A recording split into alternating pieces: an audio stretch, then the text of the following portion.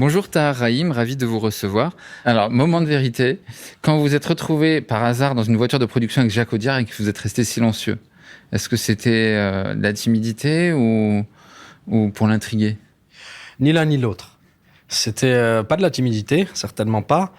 Et pas pour l'intriguer non plus, parce que dans les deux cas, ça ne fait pas partie de ma nature. C'était plus un instinct ou quelque chose d'assez logique, qui me paraissait logique. Moi, je me disais, un réalisateur de ce calibre-là, je vois pas comment on peut le séduire autrement, ou en tout cas exister plutôt, autrement que par le travail ou par quelque chose de concret. Donc, tant qu'à faire, autant se taire, plutôt que de dire une bêtise.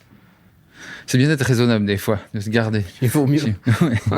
Depuis un prophète qui vous a révélé au grand public jusqu'à vos rôles internationaux, votre carrière a connu une trajectoire complètement hallucinante. Comment est-ce que vous percevez votre évolution en tant qu'acteur? Je peux pas dire que je sois satisfait, parce que j'ai du mal à regarder en arrière.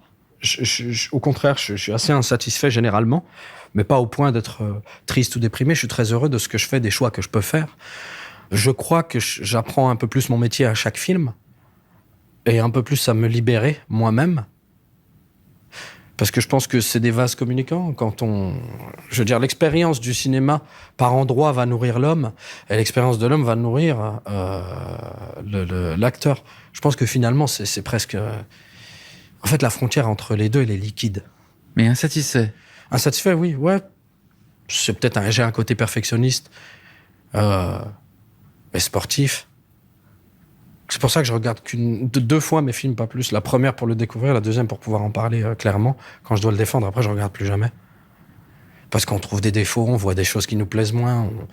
Et puis, j'ai la sensation que si on se regarde trop, on va finir par s'auto-corriger. Et si on commence à s'auto-corriger, je pense qu'on entre dans une hyper-conscience du jeu qui est pas bonne. Il y a toujours un équilibre. Moi, le maître mot général dans ma vie, c'est équilibre. Je pense, voilà, tout fonctionne en équilibre, si on veut que ce soit harmonieux.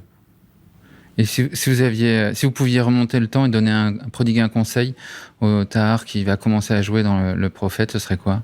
Je n'en donnerai pas. Je crois qu'il faut rien changer de ce qui s'est passé. De cette justesse-là? Ouais, je changerai rien. D'abord, c'est très compliqué de donner un conseil à quelqu'un qui débute, parce que on est tellement rempli d'un fantasme qui, à la fois, peut être un obstacle, un problème, mais en même temps, c'est tout ce qui donne une force à un jeune acteur ou une jeune actrice, qui fait que l'insouciance qui l'habite peut provoquer parfois soit des accidents joyeux, soit une audace impressionnante qui permet justement d'accéder à l'impossible parfois. Donc c'est très compliqué de donner des conseils. À part, il y en a un que moi je me donne à moi-même, c'est évidemment le travail.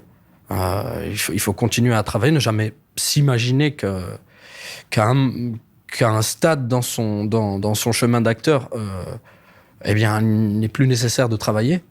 Une fois de plus, ça rejoint encore l'expérience de l'être en soi. Mais sinon, tenir sa ligne. Si on estime qu'on tient une ligne instinctive, où il y a une manière d'avancer dans ce métier, et de se dire que voilà, j'ai la sensation de tenir ma vérité à moi, qu'on n'impose à personne d'autre, évidemment, je pense qu'il faut le tenir. Il faut la tenir. Même si elle évolue entre-temps, il faut tenir sa ligne, je crois. Une rigueur, c'est ça? Une sorte de rigueur, exactement. Okay. Quand je vous vois incarner des rôles très divers en France ou à Hollywood, c'est une volonté de votre part, ou c'est pour explorer des univers hyper différents, ou est-ce que c'est au gré des propositions? C'est explorer des univers différents. Ah ouais. Parce qu'il y a je suis très, très étroitement lié à mon enfance et à ce joyau de la vie qu'est l'insouciance qu'on est obligé de quitter à un moment. Sinon, on ne sera pas suffisamment responsable dans un monde d'adultes. Et c'est quelque chose qui m'habite profondément. Et donc, ça a un rapport avec, j'appellerais ça comme ça, mais la virginité. Cette fameuse première fois qu'on a, et qui n'existe de facto qu'une fois. C'est d'essayer de s'en rapprocher constamment. Et le seul moyen que j'ai trouvé pour ça, et éviter de m'ennuyer, et de me donner des challenges aussi, c'est d'essayer de jongler dans des univers différents, à chaque fois de rebondir vers des terrains que je n'aurais pas explorés, à risque pour moi, qui m'éviteraient en tout cas de me figer à un endroit et d'oublier finalement le privilège que j'ai de faire ce que j'aime.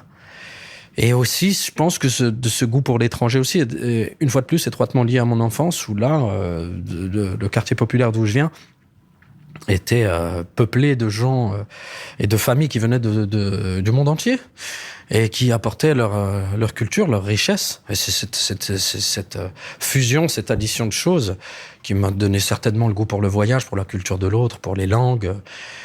Et ensuite, je pense que la fenêtre qui rassemblait tout ça de manière, en tout cas ludique pour moi et onirique,